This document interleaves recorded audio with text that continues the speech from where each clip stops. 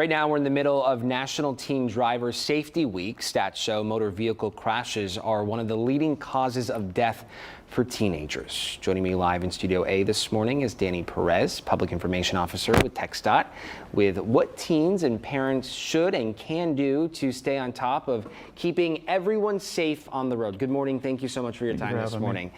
Talk to us. What are the biggest dangers? What are the biggest concerns facing teenagers when behind the wheel? The inexperience, but definitely they're not using their seatbelt. Sometimes they neglect to put their seatbelts on. So we have an active campaign that we do throughout the years called a Teen Click It or Ticket, for example, to encourage them to use their seatbelts, but also the drinking and driving situations, though they're getting on their phones, distracted driving. Yeah. So it's just a combination of things, and then the inexperience, and then also having passengers. So sometimes they want to have their friends with them. So we're seeing those serious crashes.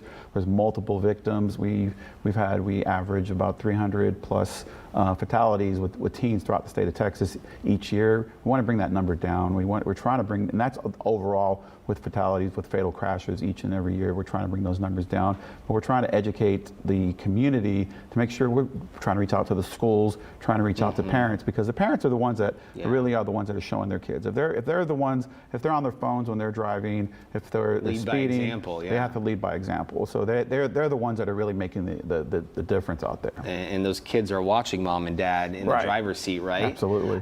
Looking forward to getting that freedom for themselves very soon. You mentioned some statewide numbers. Talk to us about what that looks like throughout the Houston metro. How common are crashes here throughout the city? We see a number of crashes. They're significant. Of course we see them more with adults, but we do see a significant amount of crashes.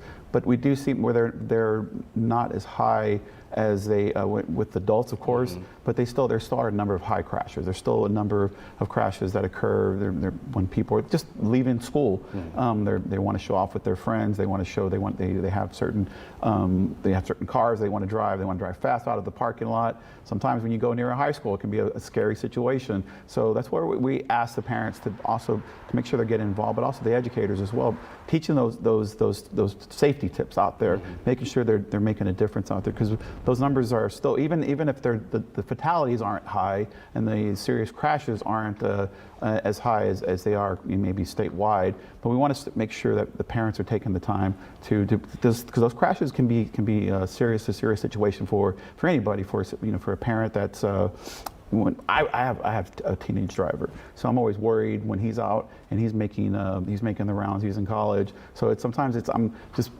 the best thing to do is get out there and maybe take a drive with them once in a while. See how they're driving. Check in. Yeah, check in. Just maybe, and they might get offended. They might say, "Hey, I got this. I know what I'm doing."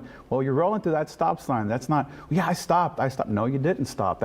You have to come to a complete stop. So there's different things that we can do to help our children, to help these kids out, to make sure we're providing the best example. But to bring those numbers down, one fatality, one crash, one fatal crash, one serious crash is one too many. Yeah, absolutely. And we know the holidays are fast approaching. Exactly. Many folks will be out on the roads going to their loved ones for get-togethers. Right. And it's certainly a time that we need to be much more mindful and vigilant. Absolutely. Not just on how we're driving ourselves, but knowing our friends, our neighbors are out on the roads too, and what they're doing. Correct.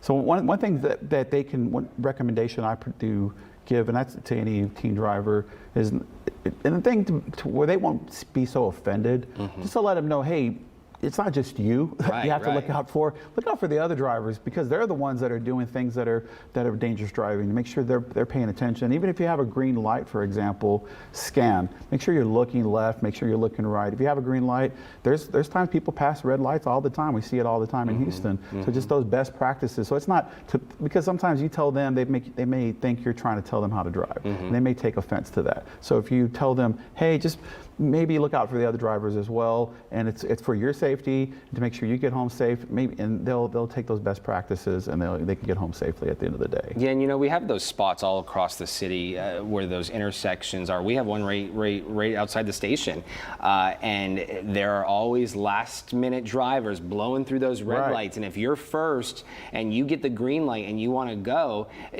take a moment and look around. Yeah, you're at a red light. Should you have to do this? Maybe not. But should you? probably, because you don't know if somebody's going to be Absolutely. cruising through these red lights, just trying to make it through that light. Yep.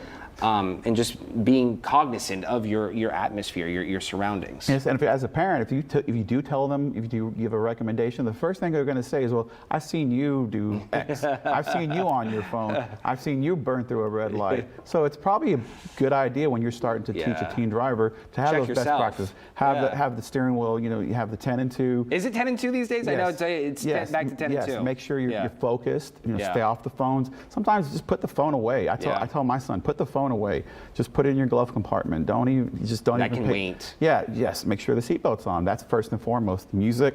Keep the music at a minimum level, so in case there's a fire truck or something.